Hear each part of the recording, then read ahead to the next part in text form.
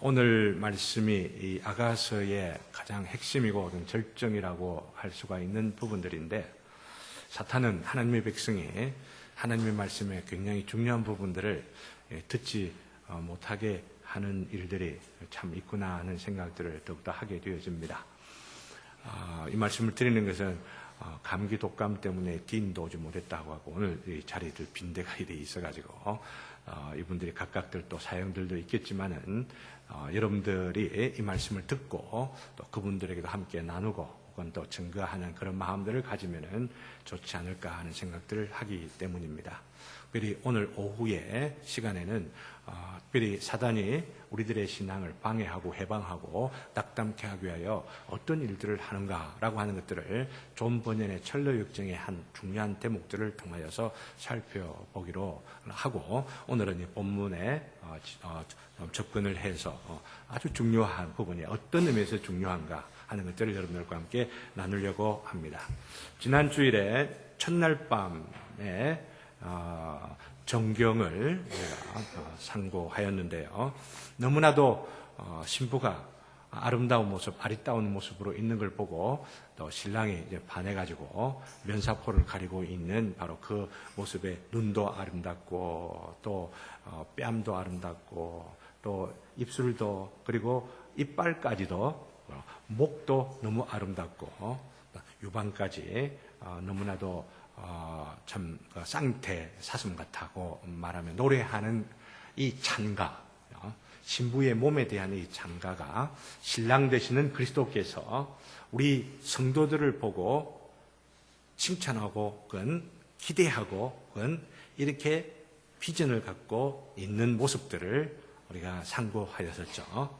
그 눈의 모습도 주님의 기대하는 모습이고, 이빨도 그리고 입술도 주님께서 우리로 말미암아 어떻게 살아가는 것이 가장 아름다운가, 가장 그리스도의 신부다운 모습인가 하는 것들을 노래하고 기대하고 있는 모습이라 말씀을 드렸습니다. 우리 주님께서 보시기에 어느 누구도 아니라 우리 주님께서 보시기에 우리를 그렇게 신부로 삼으시고 아름답고 이쁘고 존귀하게 보실 줄로 믿습니다. 이 주님의 시각을 갖는 것, 이게 중요해요. 이게 중요해요. 사람들이 나를 볼 때 어떻고 내 자신이 나를 보니까 어떻고, 이게 중요한 게 아니고 누가 나를 볼 때에 어떠하다라고 하는 것이 중요하냐면은 바로 주님께서, 하나님께서, 그리스도께서 나를 보실 때에 오직 예수 믿는 그 믿음이 너무나도 존귀하여서 보배로워서 우리를 아름답게 보시고 이쁘게 보신다라고 하는 것, 이것 잊지 않았으면 너무 좋겠다고 생각을 합니다.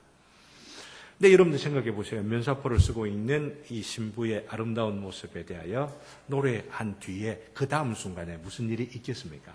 그 다음 순간에 어떤 일이 있을지 여러분 기대되지 않습니까? 그죠? 그 다음 순간을 여러분들이 기대한다면은 바로 오늘 읽었던 4장 6절부터 몇 절까지를 보아야 하느냐면 5장 1절까지를 보시면 됩니다. 첫날 밤에 있었던 첫날 밤의 절정을 바로 여기에서 말하고 있는 것입니다. 스토리를 여러분들이 이해하시면 그렇게 볼 수밖에 없지 않겠습니까? 그죠? 그 부분을 세 부분으로 나누어서 우리 3주일간 거쳐서 보려고 하는데, 오늘 그 첫 부분이 6절부터 11절까지 말씀입니다. 첫날 밤의 절정의 첫 번째라 볼 수가 있습니다. 그리고 12절부터 내 누이 내 신부는 잠근 동산이요 덮는 우물이요 봉한 샘이로다, 이러면서 그 신부의 덕을 그리고 또 그 아름다움을 그런 방식으로 순결함에 강조해서 유일한 사랑의 대상, 유일하게 독점적인 대상으로서 그리스도께서 보시는 부분들에 대하여서 다음 주일에 우리가 살펴보면서 우리 안에 흠없이 점없이 순결하게 살아가는 그 비결이 어디에 있느냐라고 하는 것들을 다음 주일에 우리가 상고해보고, 다음에 마지막으로는 16절 북풍아 일어나라 남풍아 일어나라라고 하는 것은 바로 이 첫날 밤에 마지막 있는 바로 이 장면이 오늘 설명드리는 가운데에 일종의 그 언약을 맺는, 그리고 언약을 체험하는 한 과정, 그 순간이라고 볼 수가 있는데, 여기에 하나님의 영, 성령이 북풍과 남풍으로 상징이 되어서 우리가 이 바람 가운데에 하나님의 그 언약을 충분하게 체험하고 또한 기대하고 소망하며 결심하는 한 과정들이 여기에 있는 것들을 살펴보게 될 것인데, 오늘 첫 번째입니다. 언약의 그 절정을 지금 노래하고 있는데, 그 절정의 그 순간에 일어나는 일들이 무엇이기에 이렇게 또한 노래하고 있는가, 이것에 초점을 맞추어 살펴보려고들 합니다. 그 첫 번째가 뭐냐면은 그리스도의 결혼을 하고, 결혼식 자체가 중요한 거 아니잖아요, 그죠? 결혼식 자체가 중요해요. 그리고 첫날 밤 자체가 중요한 거 아닙니다. 우리가 결혼을 안 한 사람 생각할 때는 좀 얻을지 몰라도, 이제는 결혼하여서 합방하는 바로 이 순간을 오늘 여기에 노래하고 있는 것이라 볼 수가 있는데, 이게 뭐냐면은 언약을 맺고 그 언약을 체험하는 순간이라고 할 수가 있는데, 그때에 일어나는 영적인 측면에서 이 사건이 뭐냐면은 첫 번째는 바로 칭의의 사건이라고 하는 겁니다. 칭의. 그리스도께서 우리를 의롭다고 보시는 바로 그 사건이라고들 하는 것입니다. 그것이 우리 7절에 있는 말씀 보면은, 7절 우리 다 같이 한번 따라 함께 봉독하시겠습니다. 7절 다 같이 시작. 나의 사랑 너는 어여쁘고 아무 흠이 없구나. 자, 신부가 원래 흠이 있습니까, 없습니까? 흠이 많았습니다. 얼굴도 까무잡잡합니다. 촌티가 팍팍 납니다. 아름답게 우리가 보고 또 그렇게 묘사되어 있는 부분들을 살펴들어 왔었지만은 애당초 그래 했었습니다. 그리고 사람들에게 놀림도 당하고 조롱도 당한 바로 이 부분들이 어떠하다 했습니까? 우리가 아담 이후로 범죄했던 그 원죄, 그리고 우리가 지은 그 죄로 인하여서 더럽혀져 있는 모습들을 상징한다는 말씀들을 드렸는데, 흠이 있는데도 불구하고 어떻게 보아요? 너무나 이쁘고 너무 사랑스럽구나. 흠이 없구나. 내 눈에는 흠이 없다. 이렇게 하는 거예요. 내 눈에는 흠이 없다. 이게 바로 하나님께서, 바로 그리스도께서 우리를 보시는 관점이다. 너무나 중요한 바로 관점이라고 하는 것입니다. 우리 자신들이 보기에 흠이 있고, 우리 자신들이 마음에 자학할 수밖에 없는 못난 부분들이 이 지난 과거 혹은 상처를 통하여 남아들 있지만은, 칭의라고 하는 것은 뭐냐면은 오직 예수 믿는 그 믿음으로 인하여서 그리스도께서 너가 나를 믿어 너무나도 아름답구나, 너무나도 귀하구나, 너는 아무 흠이 없는 자라구나, 이렇게 노래하고 이렇게 칭찬해주는 모습이 바로 칭의의 사건이라고 하는 겁니다. 의롭다고 칭해주는 사건이라고 하는 거죠. 사랑하는 성도 여러분, 우리 주님께서 여러분들을 내가 보기로는 흠이 있지만은, 내가 보기로는 너무나도 못났지만은 주님께서 나를 의롭다고 보신다라고 하는 믿음이 있으십니까? 바로 이 믿음을 가지기를 주님의 이름으로 기원합니다. 이 믿음이 바로 여기에 표현되어 있는 겁니다. 바로 어디에, 어느 순간에? 인생이 살아가는 순간에 가장 아름다운 순간이, 여인이 단장한, 신부가 단장한 바로 그 순간이라고 한다면은, 그 단장한 아름다움의 가장 근본적인 목적, 그죠? 그 첫날 밤, 바로 그때 체험하게 되어지는 바로 그 사건과 연관시켜서 너무나도 아름답고 너무나도 사랑스럽고 이쁘고 흠이 없구나, 이렇게 말하고 있다고 하는 것이죠. 여러분들이 이것을 아셔야만 된다라고 하는 것입니다. 자신의 죄를 회개하고 또한 그 죄를 용서해 주시는 그리스도의 은혜를 믿고, 그 회개하고 그 믿는 것과 더불어서 언약을 맺는 것이 바로 오늘 순간에 그려놓고 있는 장면이라고 하는 것입니다. 언약을 맺는다라고 하는 것, 바로 여기에 있어요.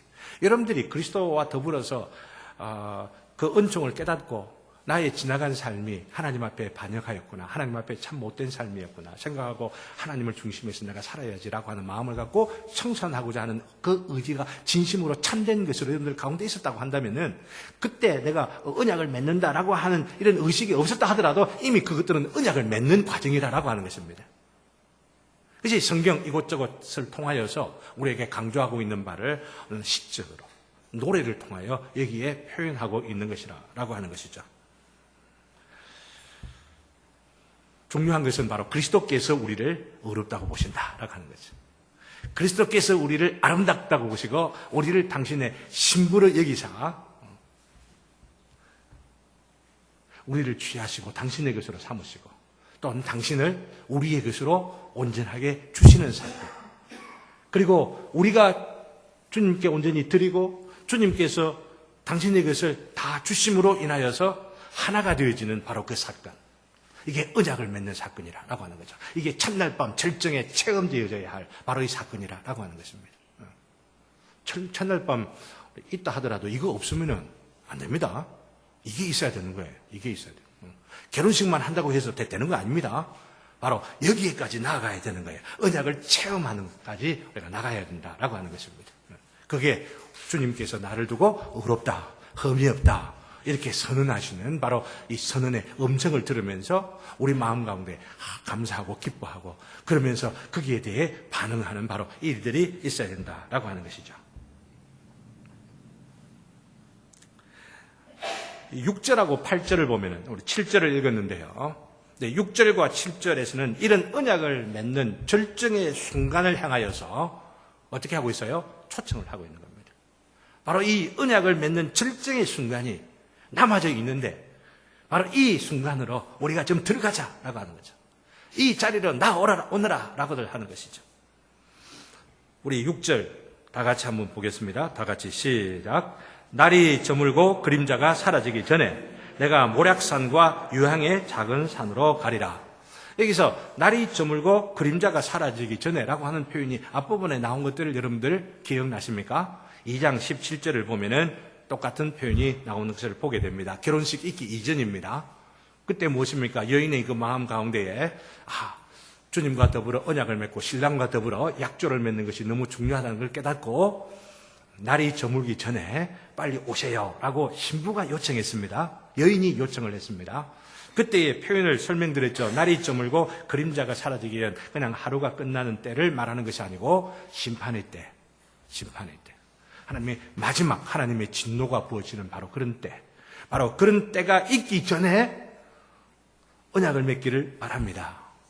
하나님의 심판 가운데 놓여지질 아니하고 하나님의 은총과 사랑을 입으며 살고 싶습니다라고 하는 그 마음을 표현하면서 빨리 그런 은총을 내려주세요 라고들 하는 것이죠. 그런데 오늘 이 순간에는 보면은 바로 그것에 대해서 신랑되는 바로 그리스도께서 응답을 하는 겁니다. 날이 저물고 그림자가 사라지기 전에 어떤 산에 모략산과 유향의 작은 산으로 가리라 라고 말합니다.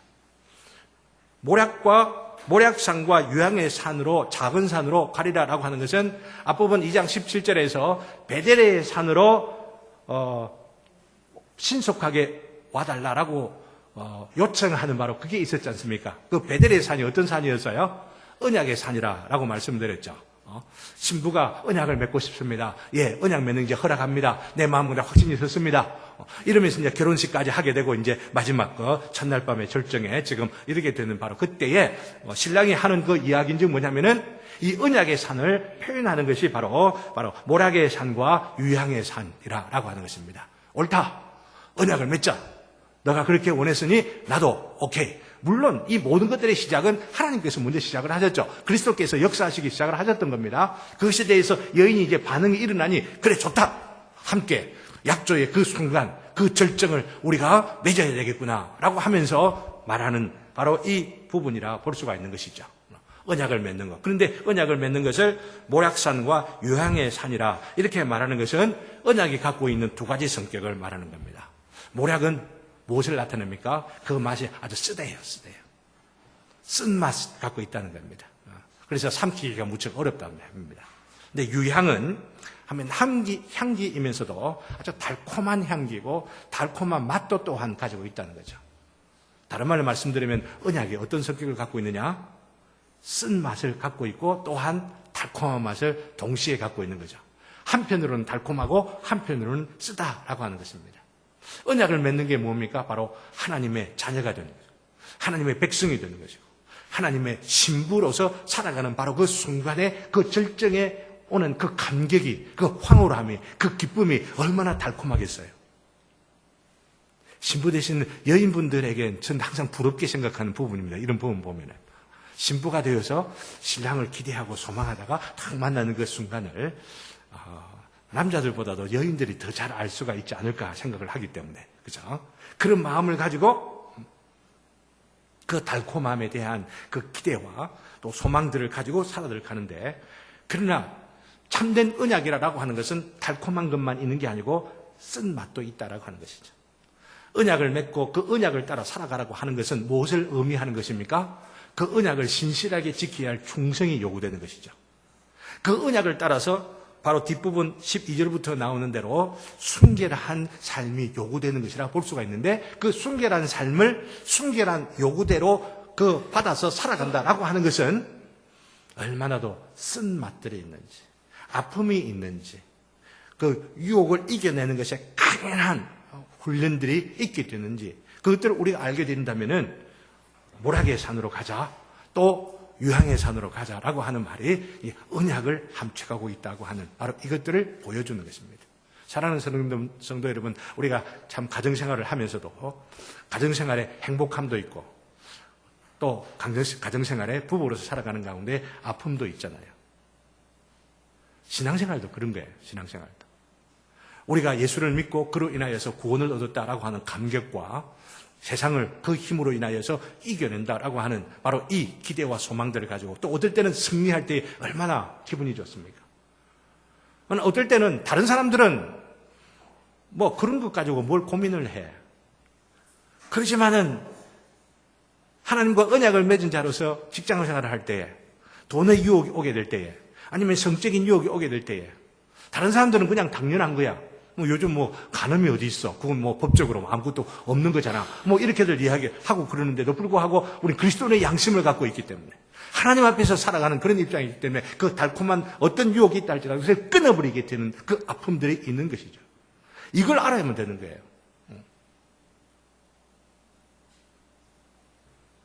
그래서 우리 주님께서는 뭐라고 말씀하셨습니까? 그리스도와 언약을 맺고 살아가는 그 달콤한 삶, 그리고 영광스러운 삶, 그 복된 삶, 정말로 놀라운 그 은혜의 삶을 살기 위하여서 다른 한편으로 요구되는 바가, 주님께서 말씀하시기를 자기를 부인하고 날마다 제 십자가를 지며 나를 지니라 라고 말씀하셨어요.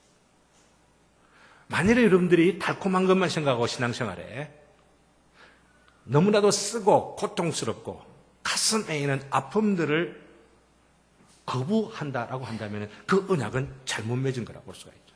그 언약을 잘못 알고 있는 것이라고 볼 수가 있습니다. 결혼생활도 마찬가지지 않습니까? 그러니 어떤 의미에서는 여러분들이, 우리가 주님과 더불어 언약 맺는 삶에는 이런 고통이 따르구나, 고통이 있을 수 있구나. 그러면 이 고통을 이겨내기 위하여서, 그 아픔을 견디면서 인내하기 위하여서 쓴맛을 참고 견디며 살아가는 바로 이 일 가운데 더욱더 성숙해지는가. 이게 지금 우리에게 오늘 이 순간을 통하여서도 언약을 맺는 그 특성을 여기에 강조해 두고 있는 것이라 볼 수가 있습니다. 그런 언약을 맺을 때에, 그런 아픔이 있는 줄을 알고, 그 달콤함과 더불어 쓴맛이 있는 줄을 알고, 하나님과 더불어 언약을 맺게 될 때, 그리스도의 신부로서 언약의 절정에 이르는 것들도 감내하게 될 때에 아무런 흠이 없구나, 의롭구나 하는 칭찬과 우리 주님께서 보시는 찬미가, 찬가가 우리들을 향하여 주어진다라고들 하는 것입니다. 사랑하는 성도 여러분, 바로 이 관점을 보실 수 있기를 주님의 이름으로 기원합니다. 주님께서 보실 때에 아픔을 참고 견디며 인내하는 바로 이것까지도 포함하여서 주님과 더불어 언약을 맺고자 하는, 그리고 그 언약을 맺은 성도들을 보실 때에 의롭다. 생각해 보세요. 하나님께서 의롭다 하시는데 누가 정죄하겠습니까? 믿습니까? 그리스도께서 당신의 신부로서 아름답다고 하시는데 누가 흠이 있다고 하고 누가 책망을 하겠습니까? 책망한들 그게 우리에게 무슨 영향을 주겠습니까? 그리스도의 의로 우리가 의롭다 여김을 받는 바로 이 사건으로 인하여 위로가 되고 힘이 되고 또한 우리의 능력이 되고 우리의 소망이 되기를 주님의 이름으로 기원합니다. 문제는 이렇게 성도로 부름을 받은 그리스도의 신부된 자들이 오늘 말씀을 보면은 언약을 맺는 바로 그 순간, 내가 예수님을 믿기는 믿는다, 나는 회개하긴 한다라고 말하면서 언약을 맺는 이 절정의 순간으로 초청하는 것에 대해 주저하고 있다라고 하는 겁니다. 그 믿음이 온전하지 못하죠. 그 회개가 온전하지 못하기 때문에 언약을 맺는 데까지 나가는 바로 그런 삶이 우리들에게 부족하다라고 하는 것이죠. 그래서 뭐라고 말합니까? 8절이 그것을 말하고 있어요. 8절. 우리 다 같이 읽겠습니다. 8절 다 같이 시작. 내 신부야, 너는 레바논에서부터 나와 함께하고 레바논에서부터 나와 아마나와 스닐과 헤르몬 꼭대기에서 사자굴과 회봄산에서 내려오너라. 여기 있는 이 말씀이 무엇을 의미하느냐 하면은 결혼식 첫날 밤이 되었는데도 불구하고, 그죠? 바로 옆에 신부가 있습니다. 그럼에도 불구하고 신부의 그 태도 가운데는 먼 산 위에 있는 여인처럼 보이는 거야. 그러니까 신부가 뭐라고 해요? 그 산에서 빨리 내려온다라고 하는 거죠. 몸만 있는 것이 아니고 마음까지 온전히 나와 함께 하자라고 지금 초청하는 내용이 바로 여기에 있는 내용입니다. 신부가 마침 어디에 있어요? 사자굴과 표범들이 살고 있는 바로 산 위에 있는 것 같아요. 보죠. 그래 놨죠. 그죠? 사자굴과 표범산에서 내려오너라 라고 말하잖아요. 신랑의 품에 온전히 마음 놓고 툭 맡겨버리면 되는데, 아이도 긴장하고 있고, 주저하고 있고, 아니면 수줍어하고 있는 거예요. 인간적인 정서 측면에서도 그런 부분들이 또 있을 수가 있지 않겠습니까? 여기에 신랑 되신 그리스도의 강력한 초청과 권면이 여기에 있는 겁니다. 내려온나! 나와 함께 하자! 몸만 함께 하지 말고 마음과 영과 모든 것들을 다 하여 나와 함께 하자. 내 못난 거, 신부의 못된 거, 악한 거 다 아시면서도, 그러면서도 나와 함께 하자고 초청하는 바로 이 신랑의 그 초청을 진정으로 받아들인다면 어떻게 하겠어요? 무장해제가 되겠죠. 그죠? 그러면 마음이 편안하겠습니까? 아니면 마음에 지금 긴장이 되겠습니까? 마음이 편안하죠.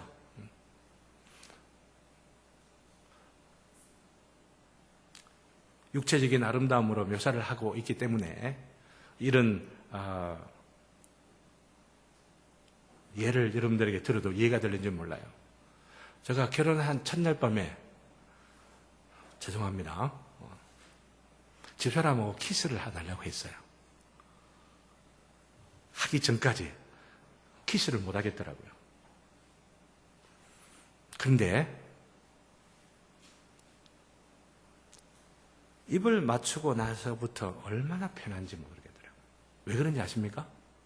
이전에 제가 말씀드린 것처럼 제가 가지고 있는 열등감이 뭐가 있다고 했어요? 이빨 치열이 안 좋다고 했잖아요. 그죠? 덧니가 있었거든요.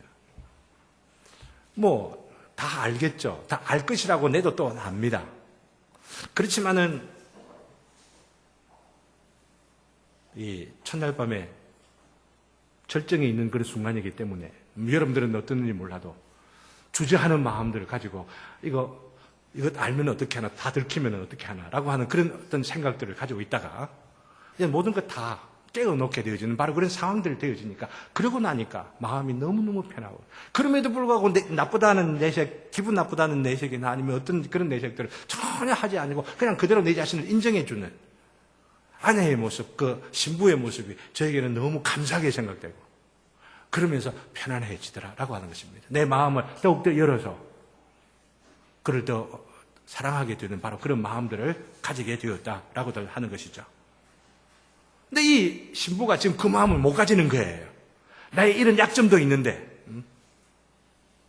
마지막 그 절정의 순간에서 나를 보고 나를 탓하고 내가 못났다 말하고 왜 그리 감춰두었냐 이러면서 나를 보고 손가락질을 하고 조롱하고 그러면서 나를 박대하면 어떻게 하나라고 하는 그런 주저함들을 갖고 있는 거죠. 그런 신부를 보고는 레바논에서 내려와서, 이것도 두 번이나 아마나와 스닐과 헤브론 골짜기에서 내려와서 나와 함께 하자 이러면서 반복해서 강조를 하고 있는 겁니다. 그런 거 두려워할 필요가 없다. 감출 것 없다. 염려하지 말아라. 그러면서 온전한 이 초청, 이 권면을 바로 우리를 향한 권면인 줄 여러분들 아실 수 있기를 바라는 것입니다. 이 지역들, 특별히 여러 이름들로 나와 있는 아마나, 스닐, 헤브론 혹은 이런 지역들, 레바논 이런 지역들은 모두 2,000 혹은 3,000m 정도는 높은 산입니다. 높은 산. 우리나라 백두산 정도라고 한다면은 높은 산이죠.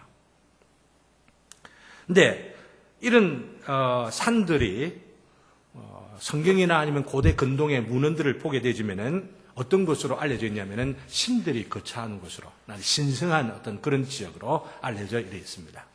에스겔 31장을 여러분 참고하시면 될 것입니다. 근데 문제는 이런 표현들이 의미하는 바는 뭐냐면은 아무리 그 지역이 고상하고 신비하고 혹은 높은 것이라 하더라도 그리스도와 함께하는 곳만큼 신비하고 고상한 곳이 없다는 것입니다. 거기에 머물러 있지 말고 지금 내려와서 나와 함께 하자라고 하는 그리스도의 초청의 의미가 바로 거기에 있다고 하는 것이죠. 에레미야 선지자처럼 길르앗에서는 유향이 있지 아니하냐. 길르앗이라고 하는 초라한 이 지역하고 비교를 하면은 이방에 있는 신상들과 그 거대한 문화들, 거대하고 도도하게 흐르는 그 강들하고 비교하면은 초라할지는 모르지만 여기에 있는 유향이야말로 진정한 치료약이지 아니하느냐. 바로 여기에말로 참된 의사가 있지 아니한가. 예레미야 8장 22절에 이야기를 하고 있지 않습니까? 사랑하는 성도 여러분, 세상에 화려한 것이 있고 이 세상에 정말로 부유한 것처럼 보이고 멋있는 것처럼 보이고 이래 한다 하더라도 그리스도와 함께하는 것만큼 행복되고 그리스도와 함께하는 것만큼 고상하고 그리스도와 함께하는 바로 이것이야말로 가장 아름다운 것인 줄을 믿기를 주님의 이름으로 기원합니다. 그래야 그 그리스도와 함께하는 언약을 맺고 살아가는 당신의 것이 나의 것이고 나의 것이 당신의 것이 당신과 내가 하나가 되어서 이제는 부담 없이 끄끄러움 없이 나의 못난 것들, 나의 못된 것들, 나의 악한 것들 털어놓고 그러면서 그것을 용납해 주시고 용서해 주시고 그러면서 남은 평생들을 살아가게 되어질 때에 주님과 더불어 화해하게 되고 주님 안에서 화해한 바로 이 화해로 인하여서 우리가 못난 서로들이지만은 우리가 서로끼리 우리들끼리도 서로 못난 것들 주님 앞에 고한 바로 그런 심령들은 성도들에게도 못난 것으로 이야기를 하면서 그것을 부끄러움으로 알지 아니하고 죄인된 자이기 때문에 기도해 주십시오. 격려해 주십시오. 그러면서 살아갈 수 있는 거잖아요. 근본적으로 하나님에게 그리스도에게 우리의 잘못을 우리의 더러움을 고해 본 적 없는 사람들은 우리의 연약함을 다른 사람들에게 고하지를 못하는 사람. 폼을 잡는 거죠. 하나님에게 감추며 살아가는 자들은 사람들에게도 그 이야기를 못해요. 그러면서 결국은 위선적으로 사는 거죠. 난 뭔가 괜찮은 사람인 것처럼 다른 사람이 알아주기를 바라고 그런 소망들 있는 건 너무나 당연하지만 꾸미면서 사는 거죠. 그게 바리새인적인 삶입니다. 예수 믿는다고 하면서 교회를 다닌다고 말하면서 우리의 허물과 더러움과 추함 아무리 깊은 것, 아무리 못된 것, 악한 것이라 하더라도 그리스도에게 다 고하기를 바라고 그러면서 그리스도와 하나가 되어지는 마지막 언약을 맺는 바로 이 절정의 그 순간을 경험하지 못한 사람들은 이 절정의 순간까지 나가지 못하는 사람들은 사람들을 향해서도 위선적으로 살아간다.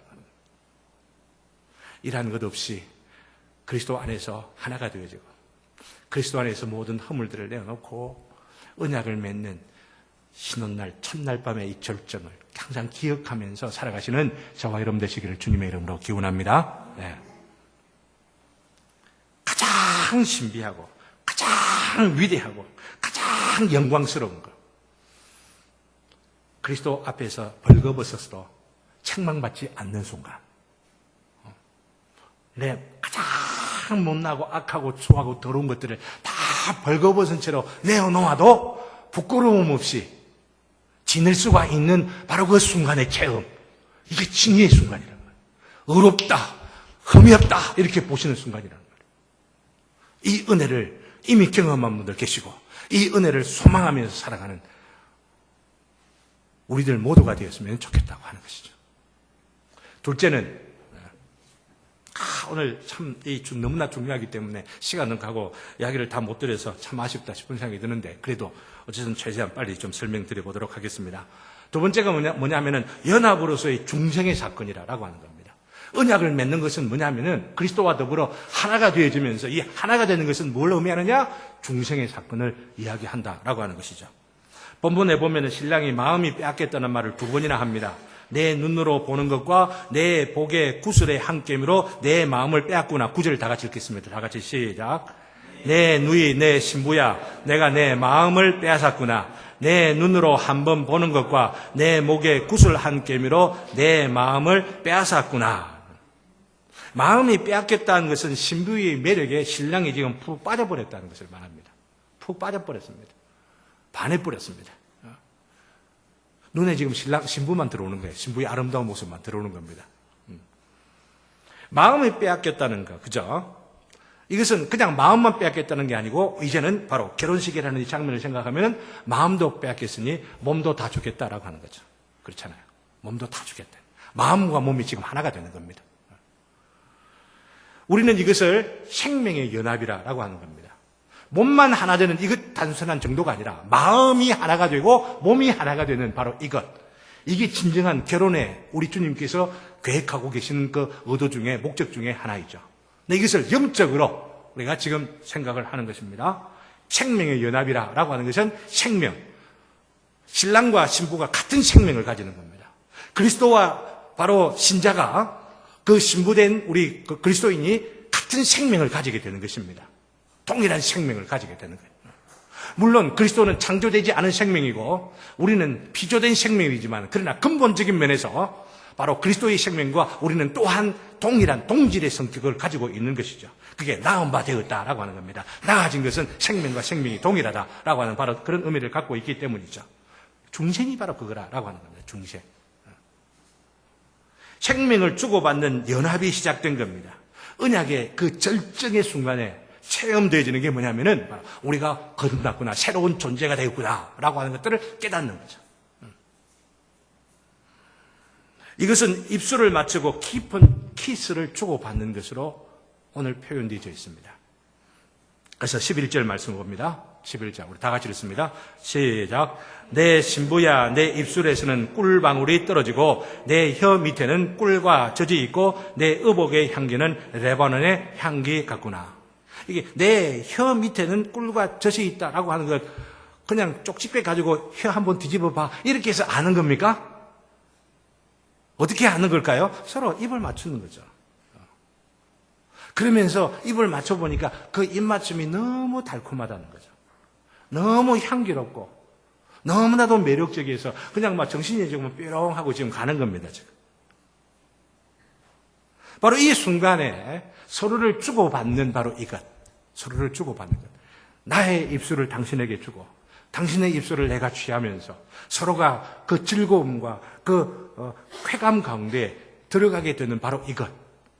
이것이 생명의 연합이고 이 생명의 연합으로서 체험하게 되는 것이 우리가 새로운 생명을 가지게 되어 그리스도의 몸을 나의 것으로 나의 몸을 그리스도의 몸으로서 주고받는 바로 이 관계로 상징되어지는 것이라고 하는 겁니다. 중생이라고 하는 것이 얼마나 고상하고 아름다운 신비의 사건이냐라고 하는 것들을 보여주는 것이라 볼 수가 있는 것이죠. 사랑하는 성도는 여기에서 바로 이런 사실들을 입술을 주고받고 몸이 하나가 되었다라고 하는 것들을 어떻게 음란하게 보시는 분들 계십니까? 하나님께서 진노하실 것입니다. 그게 아니에요. 얼마나 아름다운 순간으로 지금 묘사를 하고 있느냐 이걸 보실 수 있어야 된다라고 하는 것이죠. 왜냐하면 육체의 이런 교감과 나눔보다 더 강렬한 것이 있어요. 육체의 교감과 입술의 주고받음 이것으로 인하여서 표현되는 바로 이 이미지보다도 더 강렬하고 강력한 바로 그런 이미지가 우리는 이미 알고 있다라고 하는 것입니다. 그거하고 비교를 해보실 수 있기를 바랍니다. 그래서 이것이 뭐 음란하고 어쩌고 뭐 이런 식으로 오해하고 있는 분들이 절대 없기를 바라는 것입니다. 왜 그렇습니까? 살과 피를 서로 나누는 거 여러분 한번 생각해 보십시오. 살과 피를 나눈다는 거 여러분 한번 생각해 보세요. 이게 보통 일입니까?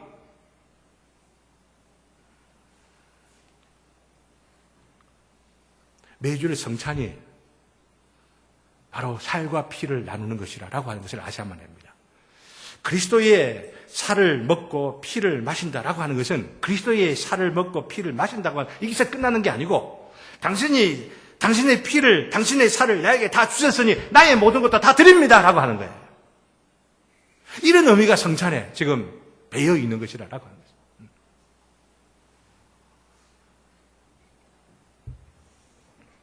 그리스도께서 우리를 위해서 모든 것을 주신 것처럼 우리도 그리스도에게 모든 것을 드리는 것, 그렇게 마음과 영혼이 하나 되고 연합하는 것, 그것이 언약을 맺는 것이고 주일마다 언약을 갱신하는 하나의 예식입니다. 이것을 입맞춤으로 표현하는 것, 입맞춤으로 표현하는 것. 이것이 아가서 소론 부분의 1장 2절부터 4절까지 이미 내 입맞춰 주세요라고 했던 그 부분들이 아가서 전체를 대표하는 것이다. 그리고 요약하여서 서론적으로 이야기하는 것이라 말씀을 드리지 않았습니까? 바로 그것을 지금 오늘 여기에서 결혼식 날, 첫날, 바로 그 절정의 순간에 입맞춤으로서 표현을 하는 거고, 마음과 마음이, 몸과 몸이 지금 하나가 되는 것. 이게 지금 그 그리스도의, 이 아가서의 그 핵심이고, 이 의미를 지금 강조하는 바로 이 사실들을 우리가 기억했으면 좋겠다고 하는 것이죠. 우리에게도 이런 연합의 입맞춤을 기억하고 그리스도와 몸과 마음이 하나됨을 기억하고 기념하고 또한 소망하면서 그렇게 된 자를 넣어서 기억하면서 살아가는 것. 이게 우리 그리스도인들의 삶의 가장 기본적인 핵심이라고 하는 것이죠. 그리스도께서 우리에게 모든 것을 주시고 우리도 또한 그리스도에게 모든 것을 드리는 쌍방간의 언약을 맺는 것. 쌍방간의 언약을 맺는 것. 이 언약이 일방적이라고 말하는 분들이 계십니다. 예, 맞습니다.